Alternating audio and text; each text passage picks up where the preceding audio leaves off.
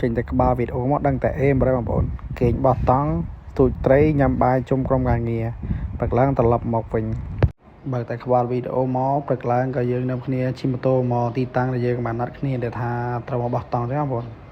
នេះបងប្អូនទីតាំងស្រួលបងប្អូនគេហៅវាមត្រីបងប្អូននៅខាងស្វាយសៃសុផុនយើងបងប្អូនខេត្តបន្ទាយមានជ័យគេថាខ្ញុំមកនឹងដល់ពេលល្ងាចបងប្អូនមនុស្សច្រើនមែនទែនមានអ្នកខ្លះក៏មានសង្សារអ្នកខ្លះក៏មានគូអញ្ចឹងសម្រាប់ខ្ញុំអត់មានគូបងប្អូនមានតែក្រុមការងារប្រុសៗអ្នកបងប្អូនមកបោះតង់អញ្ចឹងបងប្អូនបាទដូចក្បាលវីដេអូដំបូងអញ្ចឹងគឺយើងមកជុំគ្នាហើយក៏យើងរៀបចំដាក់តុដាក់អីអាំងសាច់ហើយក៏បន្ទាប់មកគ្នាខ្ញុំក៏កាត់ស៊ូត្រីបានអញ្ចឹងហើយយើងក៏អាំងតៃនឹងជុំគ្នាបន្ទាប់មកក៏យើងដើម្បីញ៉ាំជុំគ្នាហើយបន្ទាប់មកក៏យប់បងប្អូនយប់យើងក៏មានអីទេបងប្អូនមានតែមើលព្រះច័ន្ទហើយក៏មុជទឹកអីហើយក៏នាំគ្នាសម្រាកហ្នឹងបងប្អូន